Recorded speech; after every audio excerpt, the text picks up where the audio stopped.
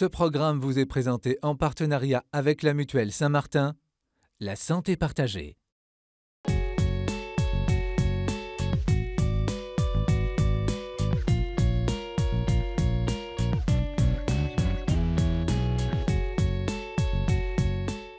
Les soirées étudiantes rue de Grenelle à Paris sont animées par les jeunes eux-mêmes et commencent souvent par une messe.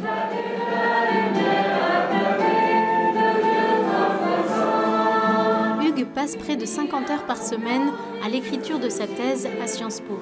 Alors venir ici à l'aumônerie est une pause qu'il privilégie dans son emploi du temps. Moi j'ai un gros souci pour gérer mon temps.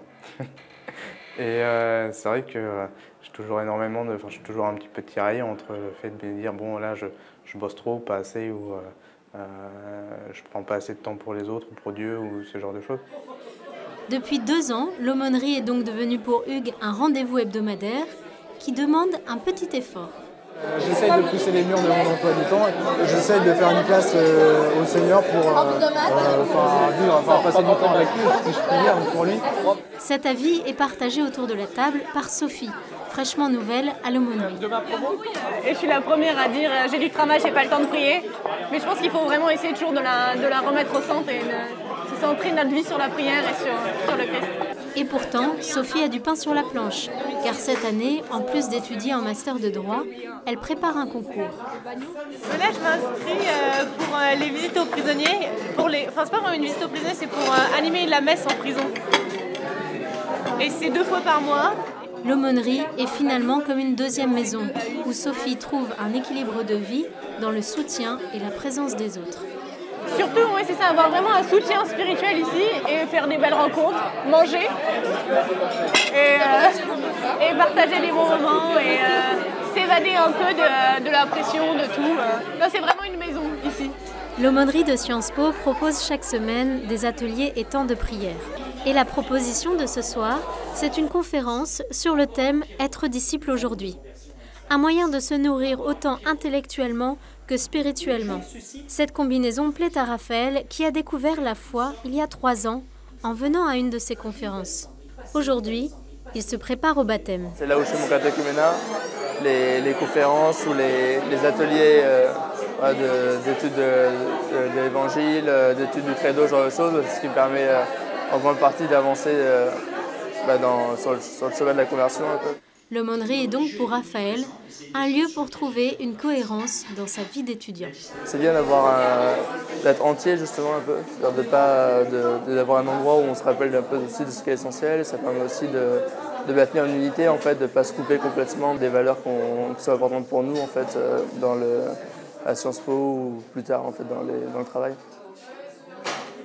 Les années de vie étudiante sont des années où se jouent beaucoup de choses neuves. La vie étudiante est une vie qui a peu de stabilité. Les cours changent un peu tout le temps. On est extrêmement sollicité de multiples manières. Pour un certain nombre d'entre eux aussi, il faut trouver à financer ses études. On accède à sa liberté d'adulte et en même temps on la découvre et tout est en jeu à la fois. Quelque chose d'une formation intellectuelle, d'une insertion professionnelle, de l'engagement dans une vie affective, d'une relation spirituelle, assumer sa vie de foi ou la découvrir, faire toutes sortes de choix qui vont orienter son existence. Tout ça, ça vient en même temps, un peu comme les grains de sable dans un sablier doivent passer tous en même temps par un tout petit goulot étroit. Donc c'est quand on est dans ces situations de déséquilibre que s'ouvre un espace pour une vie spirituelle, pour l'écoute de l'esprit, et que du coup, on va prendre le temps de pousser la porte d'une aumônerie. Il est vraiment important, j'allais dire, de ne pas être formé seulement d'un point de vue d'un savoir intellectuel.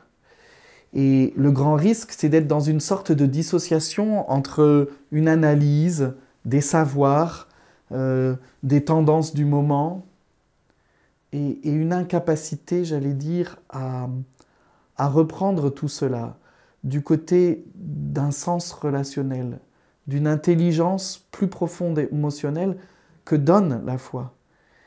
Et de l'ordre d'avoir le sens de la foi, d'une espérance, d'une charité. Finalement, l'aumônerie déjà construit cet espace intérieur, cet espace spirituel, d'abord dans la communauté, dans les sacrements, dans les activités de formation et de réflexion, qui vont peu à peu faire grandir mon propre espace intérieur. Prendre soin de sa vie spirituelle, c'est trouver l'endroit un peu fondateur où tout va pouvoir résonner et va pouvoir se décanter. Et du coup, quand ça se joue à cet endroit-là, au moment des grands choix des débuts de la vie adulte, cette vie chrétienne unifiée, elle va pouvoir continuer de se déployer.